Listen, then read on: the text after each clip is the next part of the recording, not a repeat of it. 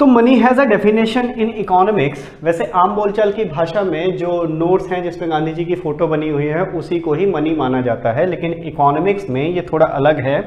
क्या है? A thing which is commonly accepted as a medium of exchange. हर एक वो चीज जो हर एक व्यक्ति के द्वारा स्वीकृत की जाती है, स्वीकार की जाती है एक्सचेंज के मीडियम के रूप में, वो क्या होती है? मुद्रा होती है। अब उसके साथ साथ एक और चीज, एक और कंडीशन होनी चाहिए कि वो गवर्नमेंट अप्रूव्ड हो। गवर्नमेंट अप्रूव्ड हो। जब तक गवर्नमेंट अप्रूव नहीं करेगी तब तक हर एक व्यक्ति उसको स्वीकारेगा नहीं और उसके बदले सामान आपको क्यों देगा। तो अगर आज गवर्नमेंट ये कहे कि ये मार्कर देकर आप कोई भी सामान बाजार से खरीद सकते हो, तो ये मार्कर क्या हो जाएगी? मनी हो जाएगी हमारे लिए। तो मनी की डेफिनेशन क्या है? A thing which is commonly accepted as a medium of exchange, that is called money. मुद्रा कहलाती है वो। तो क्या है आज के समय में मनी? करेंसी भी कहते हैं इसको। नोट्स एंड कॉइन्स, दो तरह के सिक्के बनाए जाते हैं और नोट्स बनाए जाते हैं। तो वो दोनों ही आज के समय में क्या है? मनी का कार्य हमारे देश में कर रहे हैं, मुद्रा का कार्य कर रहे हैं।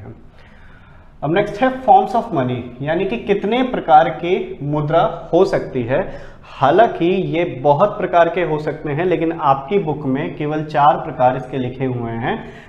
तो 2 पार्ट्स में मैंने इनको बांटा है। एक हो सकता है प्रिंटिंग के आधार पर, प्रिंटिंग के आधार पर, और एक हो सकता है फैक्टर वैल्यू के आधार पर।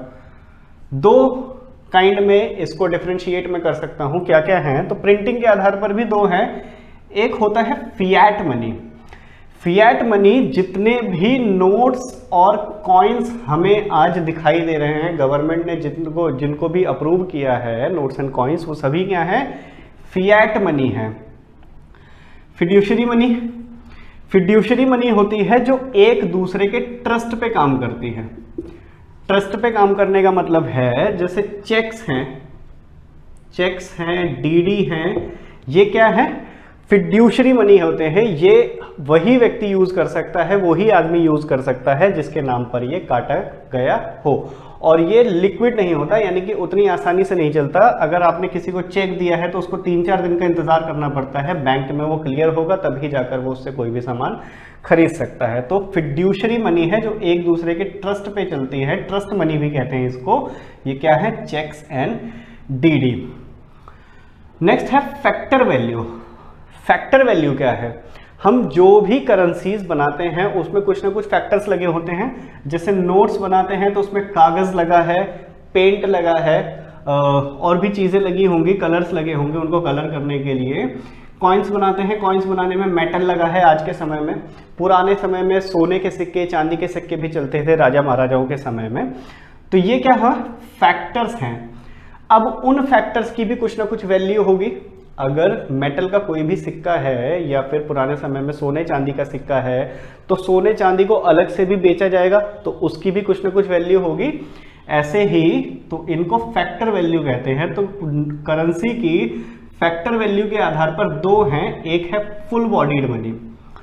फुल बॉडीड मनी होता है कि जो भी नोट्स या फिर कॉइन्स पर रेट प्रिंट है, जैसे मान लेते हैं 1 रुपए का सिक्का है, तो 1 रुपए के सिक्के में जो मेटल लगा है अगर उसको तोड़ दिया जाए, पिघला दिया जाए, तो उस मेटल की वैल्यू कितनी है? तो अगर उस मेटल की वैल्यू है 1 रुपए ही, उस मेटल की वैल्यू है 1 रुपए ही, अगर उसको तोड़ देंगे तो भी वो बाजार में 1 रुपए का ही बिकेगा, उस मनी को कहते हैं फुल बॉडीड मनी। यानी कि जो भी फैक्टर्स लगे हैं करेंसी को छापने में, करेंसी को बनाने में, वो एग्जैक्ट उसी रेट का होता है जितने का उस पर रेट प्रिंट किया गया है। 5 रुपए का सिक्का है तो 5 रुपए में जितना मेटल लगा होगा उस मेटल का प्राइस 5 रुपए ही होगा मार्केट में। ठीक है। नेक्स्ट है एक क्रेडिट मनी। क्रेडिट मनी होता है कि जो भी फैक्टर्स लगे हैं, जो उनके फैक्टर्स का वैल्यू है वो कॉइन पर प्रिंटेड वैल्यू से कम होता है। तो 5 रुपए का अगर कोई सिक्का है तो उसमें जो मेटल लगा होगा वो 5 रुपए से कम का लगा होगा, 3 का लगा हो, 2 का लगा हो, 50 पैसे का लगा हो, है ना, तो वो 5 रुपए से कम का ही मेटल उसमें लगा होगा। तो आजकल क्रेडिट मनी ही मिलती है हर जगह, यानी कि उसमें जो भी फैक्टर्स वैल्यू जो है मेटल का या जो भी फैक्टर्स उसमें लगाए गए हैं उसका वैल्यू और प्रिंटेड मनी का वैल्यू कम रहता है, फुल बॉडीड में बराबर रहता है। पुराने समय में जब सोने और चांदी के सिक्के हुआ करते थे तब सोने का वैल्यू उस सिक्के के वैल्यू से ज़्यादा है। 1 रुपये का सिक्का छाप दिया और उसमें 100 रुपये का सोना लगा दिया, तो ये क्या होगा, वो 1 रुपये में कोई क्यों चलाएगा, उसको तोड़ देंगे और उसका सोना निकाल कर बेच लेंगे, तो उसको ज़्यादा फायदा हो जाएगा। तो इसीलिए क्रेडिट मनी हमेशा चलाई जाती है कि जो भी उसमें वैल्यू लगी है, मेटल लगा है, वो कम रेट का रखा जाए ताकि उस सिक्के का नुकसान ना हो। ठीक है, तो ये है 4 पार्ट इसके, प्रिंटिंग के आधार पर और फैक्टर वैल्यू के आधार पर। अब इसके अलावा 2 और चल रहे हैं करंट मार्केट में, वो कौन कौन से हैं?